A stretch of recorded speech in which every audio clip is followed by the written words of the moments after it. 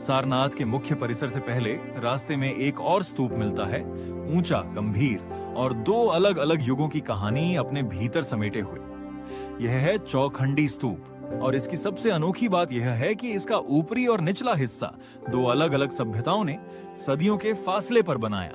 कहा जाता है कि यही वह स्थान है जहां गौतम बुद्ध की मुलाकात उनके उन 5 पुराने साथियों से हुई थी जिन्हें वे बोध गया से चलकर खोजते हुए यहां तक पहुंचे थे। ये वही मुलाकात थी जिसके बाद बुद्ध ने आगे जाकर मृगवन में अपना पहला उपदेश दिया।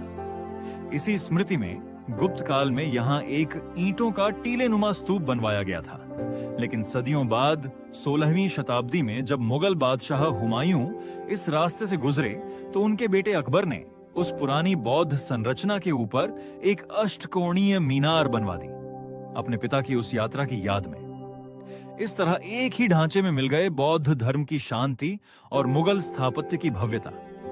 आज चौखंडी स्तूप उस दुर्लभ पल का गवाह है जहां दो अलग अलग धर्म, दो अलग अलग युग एक ही ईंट, एक ही मिट्टी में आकर मिलते हैं। यह सिर्फ एक स्मारक नहीं, भारत की उस परत दर परत बनी सारनाथ के मुख्य परिसर से पहले रास्ते में एक और स्तूप मिलता है, ऊंचा, गंभीर और दो अलग अलग युगों की कहानी अपने भीतर समेटे हुए। यह है चौखंडी स्तूप और इसकी सबसे अनोखी बात यह है कि इसका ऊपरी और निचला हिस्सा दो अलग अलग सभ्यताओं ने सदियों के फासले पर बनाया।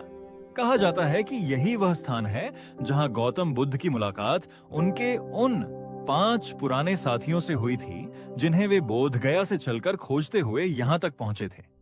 ये वही मुलाकात थी जिसके बाद बुद्ध ने आगे जाकर मृगवन में अपना पहला उपदेश दिया। इसी स्मृति में गुप्त काल में यहाँ एक ईंटों का टीलेनुमा स्तूप बनवाया गया था, लेकिन सदियों बाद 16वीं शताब्दी में जब मुगल बादशाह हुमायूं इस रास्ते से गुजरे तो उनके बेटे अकबर ने उस पुरानी बौद्ध संरचना के ऊपर एक अष्टकोणीय मीनार बनवा दी, अपने पिता की उस यात्रा की याद में। इस तरह एक ही ढांचे में मिल गए बौद्ध धर्म की शांति और मुगल स्थापत्य की भव्यता। आज चौखंडी स्तूप उस दुर्लभ पल का गवाह है जहां दो अलग अलग धर्म, दो अलग अलग युग एक ही ईंट, एक ही मिट्टी में आकर मिलते हैं। यह सिर्फ एक स्मारक नहीं, भारत की उस परत दर परत बनी